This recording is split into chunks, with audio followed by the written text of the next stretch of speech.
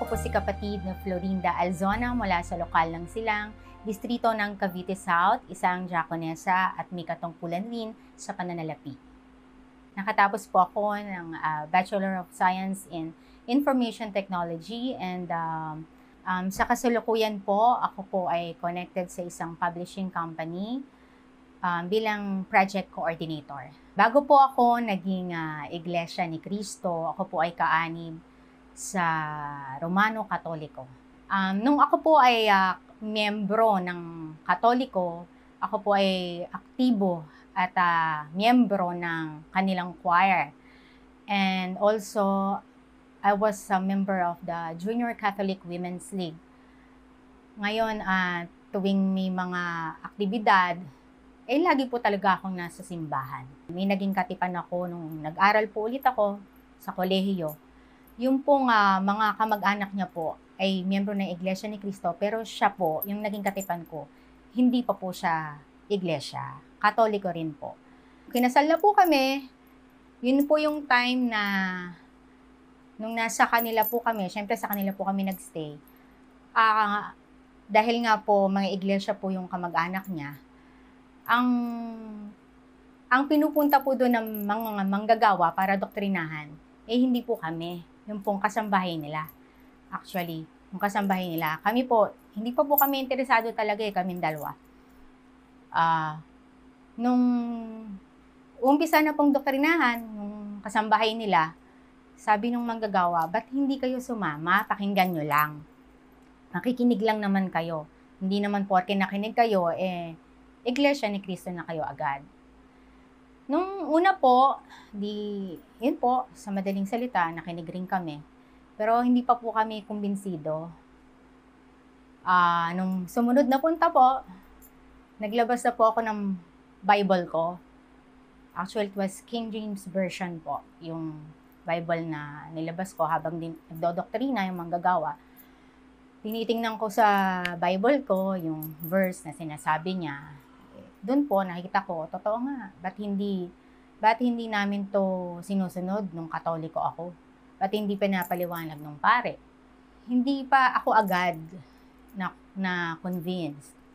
Actually, sumisimba pa rin po ako sa Katoliko pag umuwi ako sa amin. Sumasama pa rin po ako sa choir.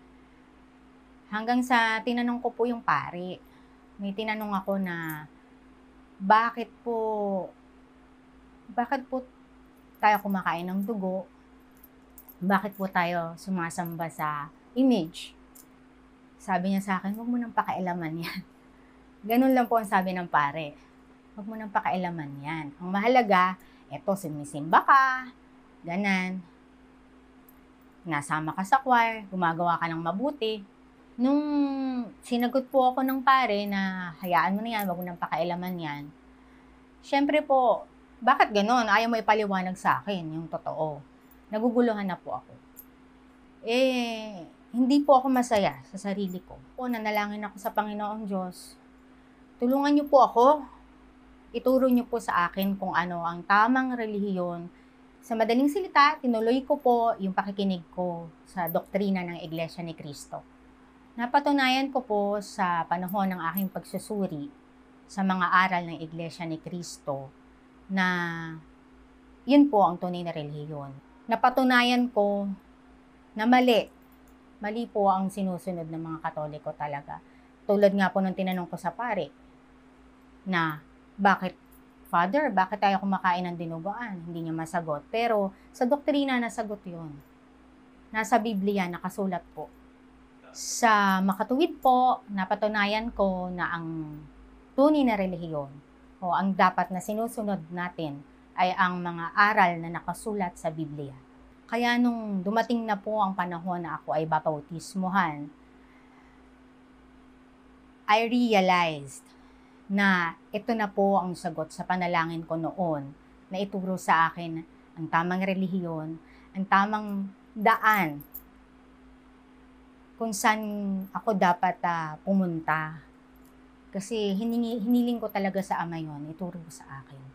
Kaya, yun nga po, walang tigil yung luha ko nung binautismuhan ako. Nabautismuhan po ako noong September 28, 2002 sa New Era po, Dasmariñas. Kasabay ko na rin pong nabautismuhan noon ng aking asawa. Kung nung Katoliko po ako, active ako sa church, ngayon po, mas hinigitan ko pa. Katunayan po, ako po ngayon ay isang diakonesa, ganun din po, may katungkulan rin po sa finance. Dahil nga po ito ang tunay na relihiyon, mas dapat akong maglingkod sa Panginoong Diyos. Dahil, katulad ng sinasabi po sa awit, nasa katungkulin ko po ang aking kaligtasan. Ang pangako ko po sa Panginoong Diyos, patuloy ko pong pagtatalagahan ang aking tungkulin.